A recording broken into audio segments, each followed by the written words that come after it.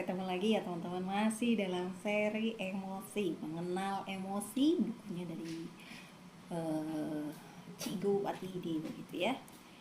Hal yang paling kita takutkan untuk anak-anak kita gitu ya, juga kita sendiri adalah kita nggak bisa melakukan sesuatu karena kita merasa nggak bisa gitu ya.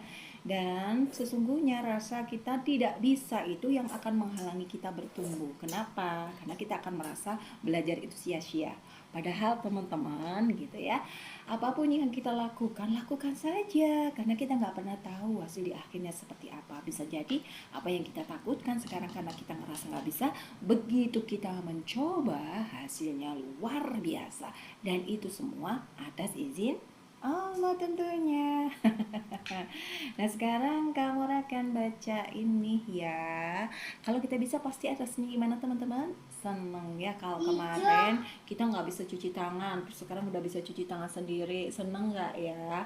Seneng. Kalau kemarin nggak bisa makan sendiri, sekarang udah bisa makan sendiri. Seneng nggak ya? Seneng. Jadi kalau begitu apa yang kita lakukan? Maka kenalilah apa itu. Nih ceritanya keren.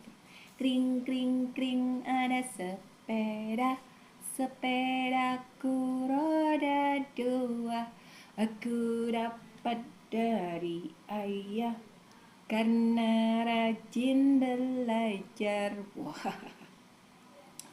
Kadang-kadang orang tua memberi kita hadiah sebagai sebuah syarat atau juga sebagai bentuk apresiasi gitu ya. Kalau misalnya kita sudah berhasil melewati satu tantangan atau kita sudah melampaui target, ya setidaknya mencapai target yang ditentukan gitu ya.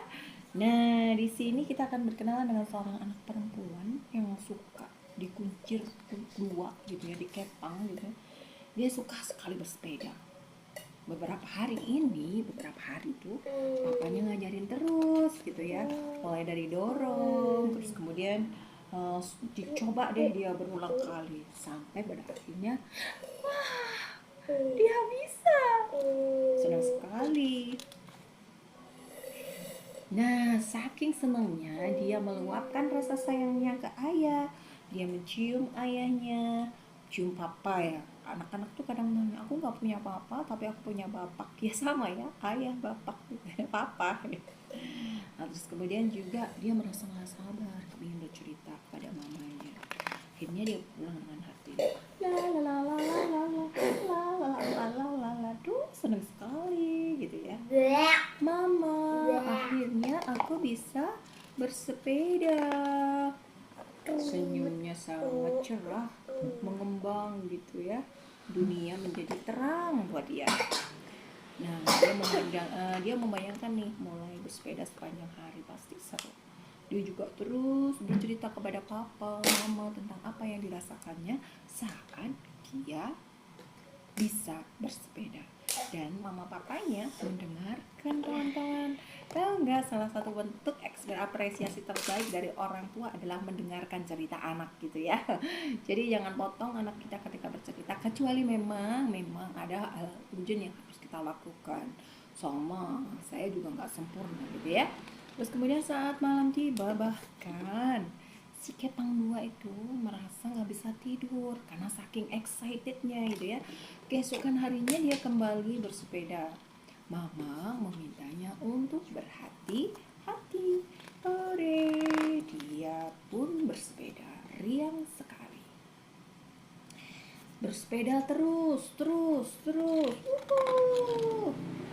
Rasa senang itu ya teman-teman muncul ketika keinginan kita tercapai.